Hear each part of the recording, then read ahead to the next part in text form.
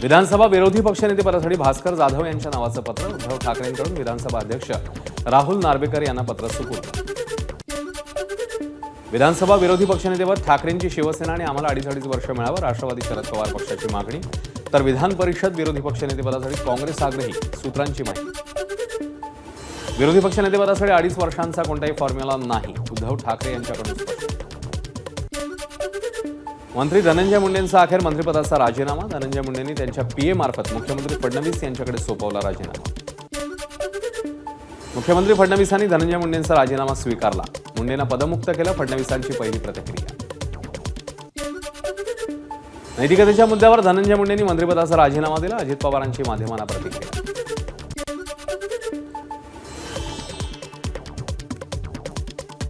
वैद्यकीय कारणासाठी राजीनामा दिला. धनंजय मुंडेंची एक्सपोस्ट. एकीकडे पक्ष नैतिकता असं म्हणत असताना धनंजय मुंडे वैद्यकीय कारणासाठी राजीनामा दिला असं म्हणत असल्याने प्रश्न उपस्थित. धनंजय मुंडेंच्या राजीनाम्याचं खरं कारण काय? नैतिकता की आजारपण? उद्धव ठाकरे यांचा सवाल. संतोष देशमुख हत्या प्रकरणाचे फोटो आधीच समोर आले होते का याचं उत्तर मुख्यमंत्र्यांनी द्यावं. उद्धव ठाकरेंची मागणी. अधिवेशन काळातच या गोष्टी कशा बाहेर आल्या? ठाकरेंचा सवाल. नैतिकता की वैद्यकीय कारणाने राजीनामा दिला हे आधी स्पष्ट करा. सुळेंचा हल्लाबोल. वाल्मिक कराडच्या जेलमध्ये कॅमेरे बंद कसे होतात? कृष्णा आंधळे गायब होतोच कसा? सुळेंचा सरकारला संतप्त सवाल. धनंजय मुंडेंचा आमदारकीचा राजीनामा घेऊनच शांत बसणार. दमानी यांचा मुंडेंना इशारा. मुंडेंच्या आमदारकीचा राजीनामा हीच देशमुखांना श्रद्धांजली असणार. दमानी यांचं वक्तव्य. राजीनामा नाही तर हकालपट्टी. करुणा मुंडेंची धनंजय मुंडेंवर प्रतिक्रिया. 3 महिन्यांनी का होईना राजीनामा झाला. करुणा मुंडेंचं वक्तव्य. हत्या प्रकरणात इतक्या सगळ्या गोष्टी समोर येत असतानाही राजीनाम्याची वाट का पाहिली? खासदार संजय राऊत यांचा फडणवीसांना सवाल. धनंजय मुंडेंच्या राजीनाम्याची माहिती मुख्यमंत्र्यांनी थेट माध्यमांना दिली. राजीनाम्याची माहिती सभागृहामध्ये देणं अपेक्षित होतं. त्यामुळे उद्या आम्ही त्यांच्यावर हक्कभंग आणणार. नाना पटोले यांची प्रतिक्रिया. सरकार गुन्हेगाराला पाठीशी घालत होतं त्यामुळे सरकारही देशमुख हत्या प्रकरणामध्ये सहआरोपी आहे. नाना पटोले यांची टीका. धनंजय मुंडेंचा राजीनामा केवळ फार्स. त्यांना पुन्हा मंत्रिपद दिलं जाईल. काँग्रेस खासदार प्रणिती शिंदेंची प्रतिक्रिया. मुख्यमंत्री फडणवीस यांनीही राजीनामा द्यावा. प्रणिती शिंदे यांची मागणी. धनंजय मुंडेंनी मंत्रिपदाची शपथच घ्यायला नको होती. निर्लज्जपणाचा कळस गाठल्यावर राजीनामा दिला. यशोमती ठाकूर यांची टीका. हेच सत्ताधारी लोक अजित पवारांनी घोटाळा केल्याचं म्हणत होते. आता तेच लोक त्यांच्यासोबत सरकारमध्ये आहे. ठाकूर यांचं टीका. धनंजय मुंडेंचा राजीनामा घेण्यास इतका उशीर का झाला? त्यांना सरकारकडून वाचवण्याचा आटोकाट प्रयत्न करण्यात आला. शरद पवार पक्षाचे खासदार अमर काळेंचा आरोप. मात्र जनतेच्या रेट्यापुढे मुंडेंना राजीनामा द्यावा लागला. अमर काळे यांची टीका. धनंजय मुंडेंनी आजारपणाचं कारण देत राजीनामा दिला. ही कसली प्रवृत्ती? बच्चू कडूंचा संतप्त सवाल. तर सरकार अशा प्रवृत्तींना खतपाणी घालतंय. कडूंचा आरोप. माध्यमांसमोर आल्यावर सरकारने धनंजय मुंडेंचा राजीनामा घेतला. याआधी मुख्यमंत्री आणि दोन्ही उपमुख्यमंत्री यांनी फोटो पाहिले नव्हते का? इम्तियाज जलील यांचा संतप्त सवाल. हत्येची घटना घडून 3 महिने झाले. कराडच मुख्य आरोपी असल्याचं सिद्धही झालं. आता तरी पंकजा मुंडेंनी देशमुख कुटुंबियांची भेट घ्यावी. सुरेश धस यांचं पंकजा मुंडेंना आवाहन. अबू आझमींसह राहुल सोलापूरकर आणि कोरटकरही दोषी. मात्र विधान परिषदेत आम्हाला भूमिका मांडू दिली नाही. सरकार त्यांना संरक्षण देत आहे का? अंबादास दानवे यांचा सवाल. धनंजय मुंडेंना तुर्तास तरी सहआरोपी केलं जाणार नाही अशी माहिती. चार्जशीटमध्ये धनंजय मुंडे यांच्या विरोधात कुठलाही पुरावा नाही. तसंच मुख्यमंत्री कार्यालयाकडूनही कुठलीही कार्यवाही केली नसल्याची माहिती. हत्या प्रकरणात 4 चाकीत सापडले 19 महत्त्वाचे पुरावे. सीआयडीच्या तपासात आरोपी सुदर्शन घुलेची काळ्या रंगाची स्कॉर्पिओ गाडी ठरली महत्त्वाची. आरोपींनी वापरलेल्या 3 मोबाईलमध्ये सापडले व्हिडिओ. धनंजय मुंडेंवरील कारवाई राजकीय द्वेषातून. कार्यकर्त्यांनी गुन्हा केला मग धनंजय मुंडे दोषी कसे? परळीकरांचा सवाल. बीडचे खासदार बजरंग सोनवणेंनी घेतली देशमुख कुटुंबियांची भेट. हत्येत सहभागी असलेल्या आणि हत्येसाठी सहकार्य करणाऱ्या आरोपींना फाशीची शिक्षा द्या. बजरंग सोनवणे यांची मागणी. मनोज जरांगेंनी धनंजय देशमुख आणि कुटुंबियांची भेट घेतली. हत्येचे फोटो आणि व्हिडिओ समोर आल्यावर जरांगे मसाजोगमध्ये. जरांगेंना पाहताच धनंजय देशमुखांना अश्रू अनावर. गळाभेट घेत धनंजय देशमुखांच्या अश्रूंचा बांध फुटला. यावेळी जरांगेंनाही अश्रू अनावर. मुंबईच्या बाळासाहेब भवनमध्ये वाल्मिक कराड विरोधात शिवसेनेचं आंदोलन. वाल्मिक कराडला कठोरात कठोर शिक्षा व्हावी यासाठी शिवसेनेची महिला आघाडी आक्रमक. शिंदेंच्या शिवसेनेकडून वाल्मिक कराड विरोधात नाशिकमध्ये आंदोलन. वाल्मिक कराडला फाशी द्यावी या मागणीकरता आंदोलन. कराडच्या प्रतिकात्मक पुतळ्याला दिली फाशी. शिर्डीमध्ये युवासेनेचं वाल्मिक कराडचा पुतळा जाळत निषेध आंदोलन. शिंदे गटाच्या युवासेनेच्या बैठकीनंतर पदाधिकाऱ्यांनी वाल्मिक कराडचा निषेध करत केली तीव्र शब्दात घोषणाबाजी. सोलापूरच्या बार्शीत धनंजय मुंडे यांच्या विरोधात मराठा समाज आक्रमक. तहसीलदार कार्यालयासमोर धनंजय मुंडे यांच्या पोस्टरचं केलं दहन. देशमुख हत्या प्रकरणी मुंडेंना आरोपी करण्याची मराठा समाजाची मागणी. हिंगोलीच्या आखाडा बाळापूर येथे धनंजय मुंडे यांच्या प्रतिमेला जोडे मारो आंदोलन. धनंजय मुंडे यांची आमदारकी रद्द करून त्यांना बडतर्फ करून सह आरोपी करण्याची मागणी. देशमुख यांच्या मारेकरांना फाशीची शिक्षा देण्याचीही केली मागणी. जळगाव शहरातील शिवतीर्थ मैदानाजवळ शिंदेंच्या शिवसेनेतर्फे वाल्मिक कराड विरोधात आंदोलन. यावेळी कराडच्या प्रतिकात्मक पुतळ्याला मारले जोडे. कराडला फाशी देण्याची केली मागणी. कराडच्या पुतळ्याचंही केलं दहन. धनंजय मुंडेंविरोधात मराठा समाज आक्रमक. संतप्त तरुणांनी धनंजय मुंडे यांच्यासह आरोपींचे फोटो जाळले. आरोपींना फाशी द्या. धनंजय मुंडे यांच्यावर खंडणीसह 302चा गुन्हा दाखल करा. आंदोलकांची मागणी. रायगडच्या महाडमध्ये शिंदेंच्या शिवसेनेच्या कार्यकर्त्यांचं आंदोलन. संतोष देशमुखांच्या हत्येत सहभागी असणाऱ्या आरोपींना फाशी द्या. कराडच्या पुतळ्याचं दहन करत कार्यकर्त्यांचा रोष व्यक्त. औरंगजेबासंदर्भातल्या वक्तव्यानंतर आमदार अबू आझमींचं स्पष्टीकरण. त्या काळात सत्ता आणि संपत्तीसाठी लढे, धर्मासाठी नाही. अबू आझमींचं विधान. औरंगजेबाने मशिदीही तोडल्या. आझमींचं विधान. अबू आझमी पुन्हा आपले मित्र देवेंद्र फडणवीसांच्या बचावासाठी आले आणि मुद्दा औरंगजेबाकडे वळवला. एमआयएमचे नेते इम्तियाज जलील यांची टीका. अबू आझमींविरोधात विधानसभेच्या पायऱ्यांवर आंदोलन. निलेश राणे, चित्रा वाघ, मनीषा कायंदे, रणजित सावरकर, अतुल भातखळकर आंदोलनात सहभागी. अबू आझमींच्या फोटोला जोडे मारत आंदोलन. आमदार अबू आझमींविरोधात सभागृहात जोरदार घोषणाबाजी. अबू आझमींच्या वादग्रस्त विधानानंतर त्यांच्या निलंबनावर कारवाई व्हावी. सर्व पक्षीयांची मागणी. अबू आझमींच्या औरंगजेबावरील वक्तव्यावरनं सभागृहात गोंधळ. अबू आझमींना निलंबित करून त्यांच्यावर देशद्रोहाचा गुन्हा दाखल करा. सत्ताधाऱ्यांची मागणी. या मागणीनंतर विधानसभा अध्यक्षांनी सभागृहाचं कामकाज दिवसभरासाठी केलं स्थगित.